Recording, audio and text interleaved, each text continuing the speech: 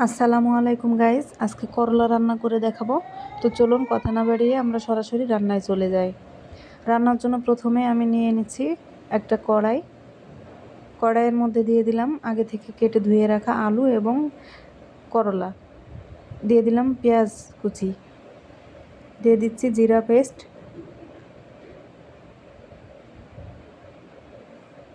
রসুন পেস্ট এবং পেঁয়াজের পেস্ট, সব কিছু দিয়ে আমি মেখে নিব। দিয়ে দিচ্ছি কাঁচামরিচ ফালি,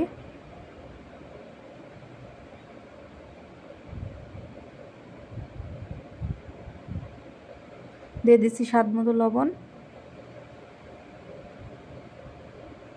দিয়ে দিচ্ছি হলুদ পাউডার, দিয়ে দিচ্ছি পরিমাণ মতো তেল।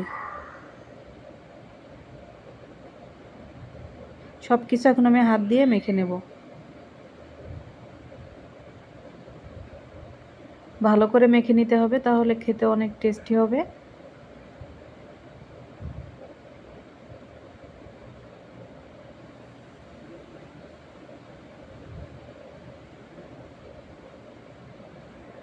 এভাবে মাখিয়ে রান্না করলে খুবই ভালো হয় খেতে।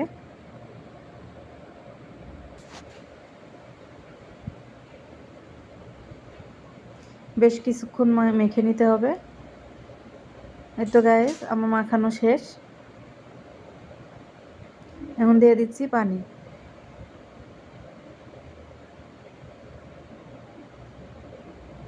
যেহেতু শুকনো শুকনো হবে ভাজিটা, সেই ক্ষেত্রে আমি অল্প পানি ব্যবহার করেছি। চুলা জ্বালিয়ে দিয়েছি। এই পর্যায়ে দিয়ে দিচ্ছি ঢাকনা দিয়ে ঢেকে দিতে হবে কিছুক্ষণের জন্য।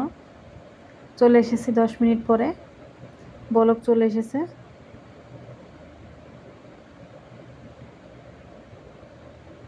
একটু নাড়াচাড়া করে দিব।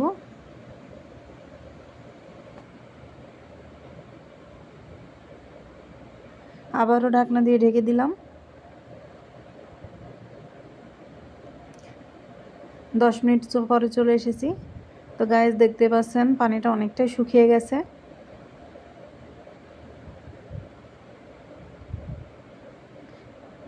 আমি আবারও ঢাকনা দিয়ে ঢেকে দিচ্ছি।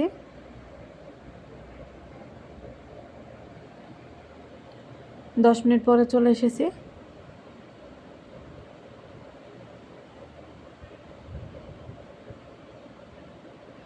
আমি পুরো রান্নার চুলাটা একেবারেই লো ফ্লেমে রেখেছিলাম,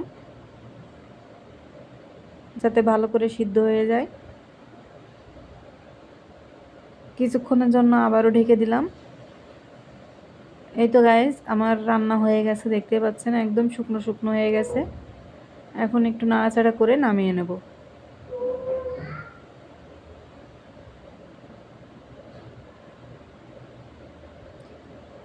তো নামিয়ে নিচ্ছি গাইস, রান্নাটা শেষ।